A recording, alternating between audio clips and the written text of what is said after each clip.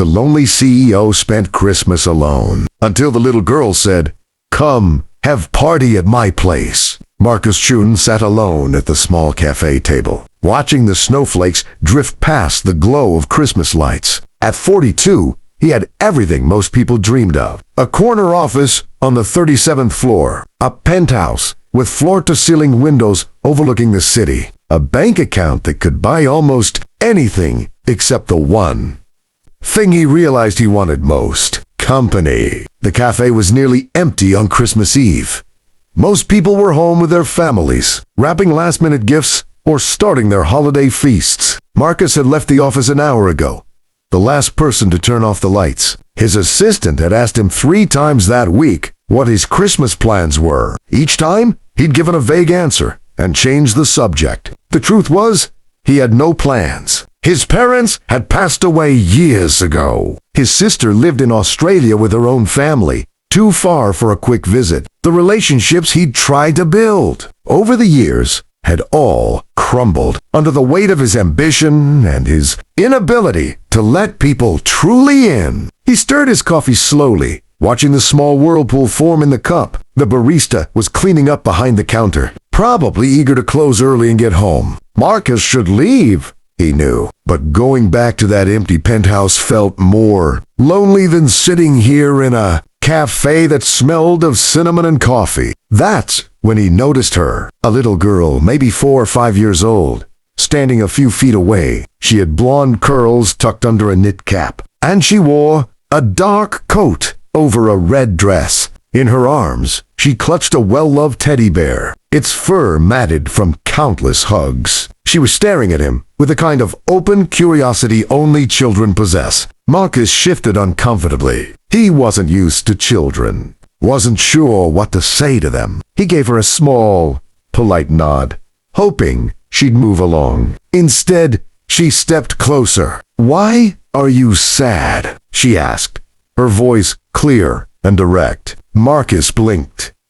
"I'm not sad." She tilted her head, considering this. "Yes, you are. Your eyes look sad, like my teddy when I forgot him at Grandma's house." Despite himself, Marcus felt the corner of his mouth twitch. "Is that so?" Unhung. She hugged her bear tighter. "Are you alone for Christmas?" The question hit harder than it should have. Marcus cleared his throat. "I suppose I am." The girl's eyes widened. "That's really sad. Nobody should be alone at Christmas." She paused, thinking hard. Then her face brightened. "You should come have party at my place. We have cookies and hot chocolate and everything." Marcus felt something twist in his chest. The simple, innocent invitation carried more warmth than anything he'd experienced in months, but he couldn't possibly accept. "That's very kind of you, but I'm sure your parents wouldn't want a stranger showing up." "Emma!" "There you are." A woman's voice called out from near the Café Intrinsi. Marcus looked up to see a young woman hurrying toward them, relief washing over her face. She looked to be in her early 30s, with the same blonde hair as the little girl, pulled back in a loose braid. She wore jeans and a gray wool coat, snowflakes dusting her shoulders. "I told you to stay by the door." "Sweetheart," the woman said gently, reaching for the girl's hand. Then she noticed Marcus and gave him an apologetic smile. "I'm so sorry. I hope she wasn't bothering you." "She wasn't," Marcus said quickly. "She's quite charming, actually." The little girl, Emma, tugged on her mother's sleeve. "Mama, this man is all alone for Christmas. Can he come to our party?" "Please." Her mother's expression shifted from polite to surprised, then to something softer. She looked at Marcus more carefully, taking in his expensive suit, his perfect haircut, the watch that probably costs more than most people's monthly rent. But she seemed to see past all that to something else. "Emma, honey, this gentleman probably has his own plans," she said gently. "But he doesn't, Mama." "She said so." Emma looked between them earnestly. "He has sad eyes." Marcus felt heat rise to his face. "I apologize. I didn't mean to. It's fine, the woman interrupted, and her smile was genuine now. Emma has a gift for reading people. She extended her hand. I'm Sarah Bennett. This is my daughter, Emma. Marcus Chung. He shook her hand, noting the calluses that spoke of hard work. Your daughter is very perceptive. Sarah laughed softly. Sometimes too much so. She glanced down at Emma, who was watching them with hopeful eyes. Look, this might sound strange, but if you truly don't have plans, you're welcome to join us. We're having a small gathering at our apartment. Nothing fancy. Just some neighbors and friends. Potluck style. Marcus hesitated. Every instinct told him to politely decline, to retreat to his familiar solitude. But something about the way Emma was looking at him, the genuine warmth in Sarah's invitation, made him pause. I wouldn't want to intrude, he said finally. You wouldn't be, Sarah assured him. We always make too much food anyway. And honestly, Emma's right. Nobody should be alone on Christmas. Emma was bouncing now, sensing victory. Please, call me. You can meet Mr. Patterson and Mrs. Lee and everyone. Marcus found himself nodding before he'd fully decided. If you're sure it's not an imposition, I'd be honored. Emma squealed with delight and grabbed his hand with surprising strength. Come on!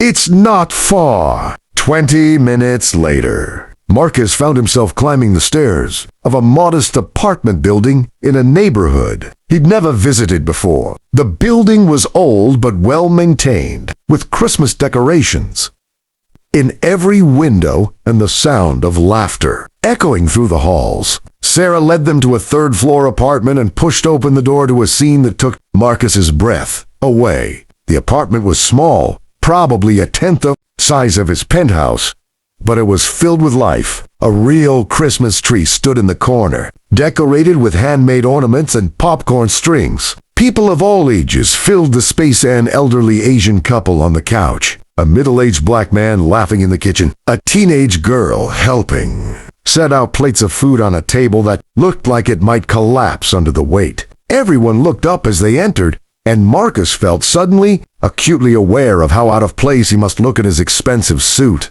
Everyone, this is Marcus, Sarah announced. He's joining us for Christmas. There was a moment of curious silence. Then the elderly man on the couch stood up with a warm smile. Any friend of Sarah and Emma's is welcome here. I'm Henry Patterson. This is my wife, Lynn. Lynn Patterson gave him a kind nod. We're glad you could join us. The man in the kitchen waved a spatula. Je miss Washington. Hope you're hungry. One by one, they introduced themselves. Mrs. Lee, who lived downstairs and made the best dumplings in the city. Teenage Rosa, who was saving up for art school. The Kumar family, with their twin boys, who were currently fighting over a toy truck. Marcus shook hands and tried to remember names, feeling overwhelmed by the genuine warmth. No one asked what he did for a living or seemed to care about his expensive watch. They simply made space for him, handed him a plate, and invited him to help himself to the food. As the evening progressed, Marcus found himself relaxing in a way he hadn't in years. He sat on the floor with Emma, helping her play with her dolls. He listened to Henry Patterson's stories about working as a postal carrier for 40 years. He learned that Sarah was a nurse at the Children's Hospital, working long shifts to support herself and Emma after her husband had died 3 years ago. Emma was only 2, Sarah told him quietly as they stood by the window, watching the snow fall. She barely remembers him. Some days, that breaks my heart. Other days, I'm grateful she was too young to fully understand the loss. You've done an amazing job with her, Marcus said. She's remarkable. Sarah smiled, her eyes on her daughter, who was now dancing with Rosa to Christmas music. She's my whole world. Everything I do is for her. She paused. What about you, Marcus? You mentioned being alone tonight? No family. Marcus found himself telling her things he rarely shared with anyone. About his parents, gone too soon. His sister, so far away. the relationships that had failed, because he didn't know how to balance ambition with intimacy. I convinced myself that success meant being at the top, he said. But tonight, being here, I'm realizing that maybe I've been climbing the wrong mountain. Sarah was quiet for a moment. My late husband, David, he used to say that success is measured in moments, not milestones. The small things, the daily kindnesses, the time you spend with people who matter. She looked at Marcus. He was a teacher. Never made much money, but he was the richest person I knew. Before Marcus could respond, Emma appeared at his side, tugging on his sleeve. Marcus, come sing carols with us. He let himself be pulled into the circle of neighbors, and for the first time in longer than he could remember, he sang. His voice was rusty and off-key, but nobody seemed to care. They were too busy enjoying the moment, the togetherness, the simple joy of being together on Christmas. As midnight approached, the gathering began to wind down. The Kumar twins had fallen asleep on the couch.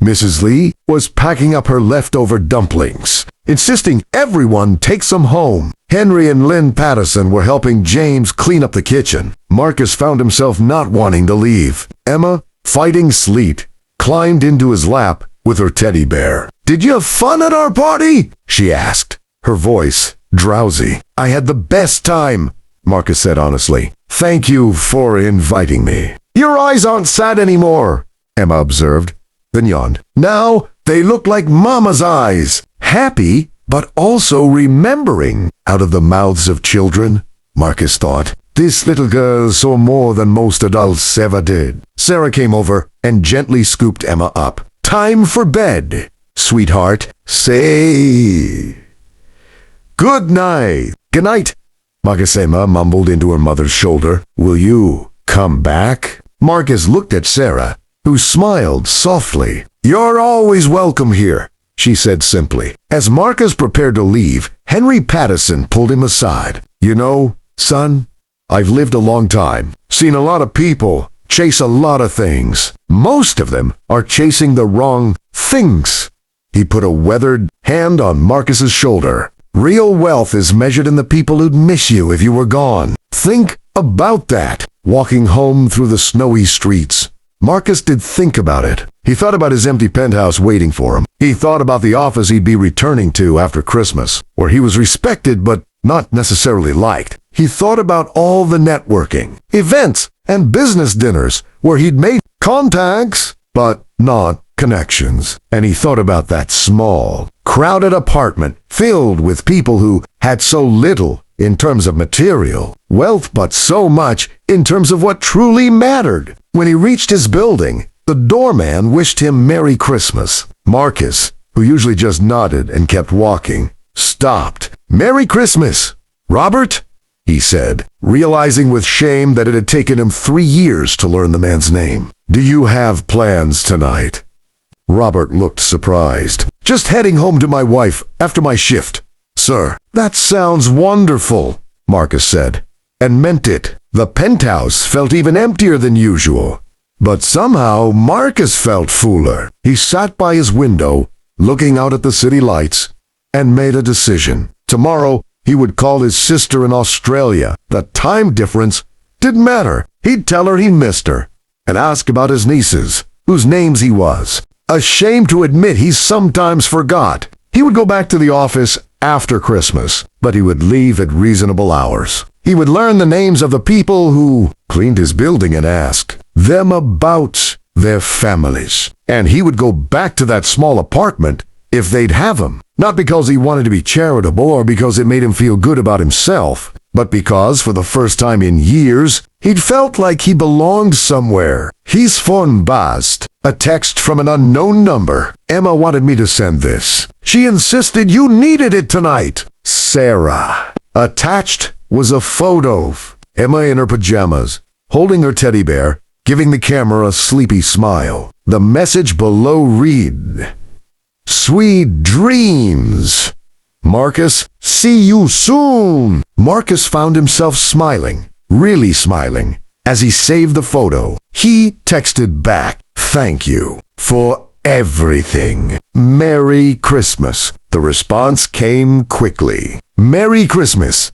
Marcus, you gave Emma something special tonight. To the joy of helping someone. That's the best gift a parent could ask for. As Marcus finally went to bed that night, he realized something. He'd spent years building an empire, accumulating wealth, climbing higher and higher. But it took a 4-year-old girl with a teddy bear to show him what he'd been missing. Sometimes the greatest treasures aren't found at the top of the mountain. Sometimes they're found in small apartments filled with laughter, in the kindness of strangers who become friends, in the simple act of letting yourself be seen and allowing others in. Marcus Chun fell asleep with a smile on his face, already looking forward to tomorrow. Not because it was just another day, but because it was a new beginning. The CEO, who had everything, finally realized he'd found the one thing money couldn't buy, a place where he belonged, and people who cared whether his eyes were sad or happy. And it all started because a little girl noticed he was alone and said 5 simple words. Come have party